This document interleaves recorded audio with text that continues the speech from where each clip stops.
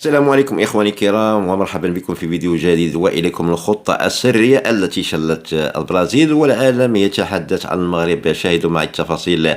هل يمكن للمنتخب أن يجعل المنتخب البرازيلي بكل نجومها وتاريخها العريق تبدو عاجزة تماما في فرض أسلوبها داخل الملعب؟ هذا السؤال طرحه ملايين من المشجعين بعد نهاية المواجهة التي جمعت المنتخب المغربي بنظيره البرازيلي في الجولة الأولى من كأس العالم 2026 أمس. فمباراة انتهت بتعادل بهدف لمثله، لكنها تركت انطباعا أكبر بكثير من مجرد نتيجة على لوحة التسجيل. فقبل انطلاق المباراة كانت أغلب التوقعات تصب في مصلحة المنتخب البرازيلي. فالبرازيل تملك نجوما عالميين وتاريخا حافلا بالألقاب، كما أن المباراة أقيمت في الولايات المتحدة الأمريكية، وهي أقرب نقطة جغرافيا إلى البرازيل، ما جعل البرازيل والجماهير البرازيلية تتدفق وتحضر بأعداد كبيرة وتفرض أجواء صاخبة في المدرجات. كل الظروف كانت تبدو في صالح منتخب السامبا، لكن ما لا يمكن توقع الكثيرون ولم يتوقع الكثيرون هو أن المنتخب المغربي سيدخل المباراة دون أي خوف أو عقدة، وكأنه يرسل رسالة واضحة منذ الدقيقة الأولى: نحن هنا للمنافسة وليس للمشاركة فقط. ومع صافرة البداية بدأ الجميع يلاحظ أن هناك شيئا مختلفا في طريقة لعب المنتخب المغربي. لم يكن الفريق متراجعا بشكل مبالغ فيه، ولم يكن ينتظر أخطاء المنافس، بل ظهر منظما واثقا ومدركا تماما لما يريد فعله فوق أرضية الميدان. وهنا بدأ السر الحقيقي في الظهور. المدرب المحنك محمد وهبي لم يعتمد على خطة تقليدية، بل دخل المباراة بفكر تكتيكي متطور أربك البرازيليين منذ البداية. فالرجل لم يلعب بأسلوب واحد جامد، بل قسم المباراة إلى مراحل مختلفة، وكان يغير طريقة الضغط والتحرك حسب مجريات اللعب. كلما حاولت البرازيل إيجاد الحلول وجد لاعبوها أنفسهم أمام منظومة مغربية متماسكة جدا تغلق المساحات وتمنحهم من الوصول بسهولة إلى المرمى. لكن السلاح الأخضر الذي استعمله وهبي كان ما يعرف بالمهاجم الوهمي، خطة بدت بسيطة في ظاهرها، لكنها كانت بمثابة كابوس حقيقي للاعب البرازيل. بفضل هذا الأسلوب نجح المغرب في خلق تفوق عددي داخل وسط الميدان، المنطقة التي تحسم فيها المباريات الكبرى. وفجأة وجد نجوم البرازيل أنفسهم عاجزين عن فرض سيطرتهم المعتادة، بينما أصبح اللاعبون المغاربة يتحكمون في نسق اللقاء ويجبرون منافسهم على الركض خلف الكرة. ومن بين أبرز نجوم هذه المعركة التكتيكية هناك برز ناصر المزراوي، الذي قدم مباراة استثنائية بكل المقاييس. اللاعب المغربي خاض مواجهة خاصة أمام رافينيا، أحد أخطر أسلحة المنتخب البرازيلي، ونجح في إيقافه في العديد من المناسبات. كل كرة كانت تصل إلى الجهة التي يشغلها رافينيا كانت تجد مزراوي في الموعد المحدد، سواء عبر التدخلات الدفاعية أو حسن التمركز أو قراءة اللعب. لكن المفاجأة الأكبر حملت اسم أيوب بوعدي، الشاب الذي لم يتجاوز 18 من عمره. دخل إلى المباراة بحجم كأس العالم، وكأنه لاعب مخضرم يملك سنوات طويلة من الخبرة. لم يختبئ خلف زملائه ولم يتردد في طلب الكرة، بل لعب بثقة كبيرة وهدوء مذهل تحت الضغط.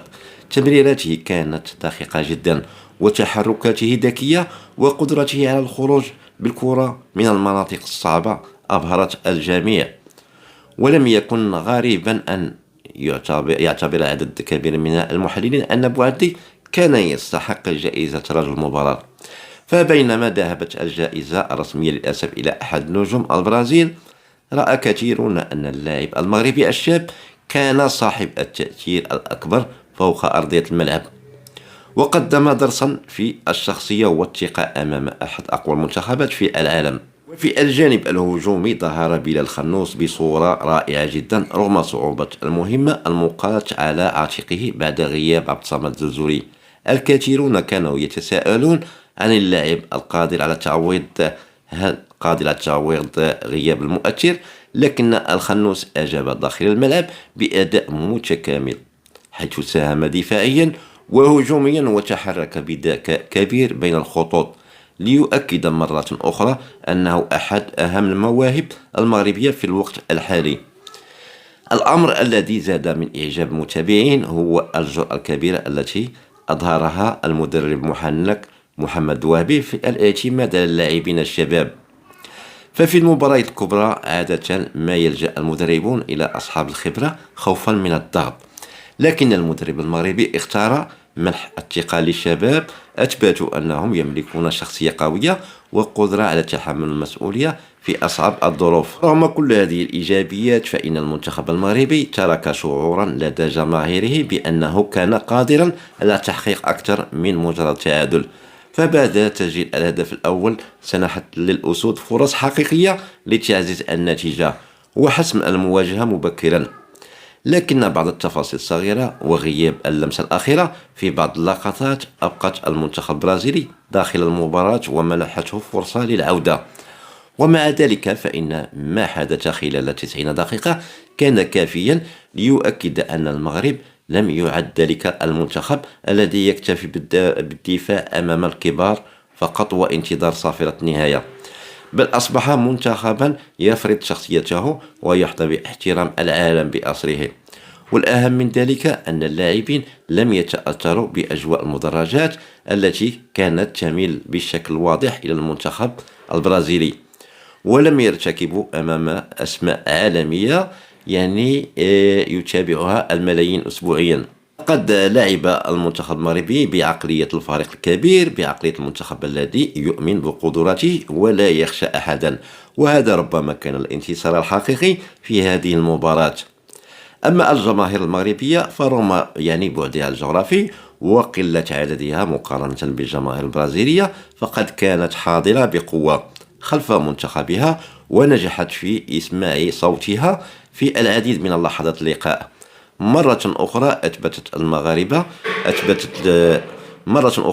المغاربة أنهم مستعدون للسفر لآلاف الكيلومترات من أجل دعم منتخبهم الوطني أينما كانوا. ومع نهاية المباراة خرجت البرازيل بالنقطة وخرج المغرب بنقطة أيضا، لكن الحقيقة التي أجمع عليها الكثيرون هي أن الأسود الأطلس خرجوا بشيء أكبر من ذلك بكثير، خرجوا بثقة إضافية واحترام عالمي أكبر ورسالة واضحة إلى جميع المنافسين مفادها أن هذا المنتخب لا يخشى أحدا. البرازيل كانت تملك أفضلية الجماهير وأفضلية الموقع الجغرافي وتملك أسماء عالمية يعرفها الجميع، لكن المغرب امتلك شيئا أهم من ذلك، كان الإيمان والشخصية والتنظيم والروح القتالية. ولهذا السبب لم يكن التعادل مع البرازيل مجرد نتيجة عادية في افتتاح كأس العالم، بل كان إعلانا صريحا بأن المغرب جاء إلى المونديال من أجل كتابة فصل جديد من التاريخ، وأن رجال محمد وهبي قد يكونون أحد أكبر مفاجآت البطولة في الأدوار القادمة. إخواني الكرام، ما تنسوش معكم واحد لايك واحد تعليق محفز وتشاركوا في القناة باش دائما توصلوا بكل جديد. يلا مع السلامة.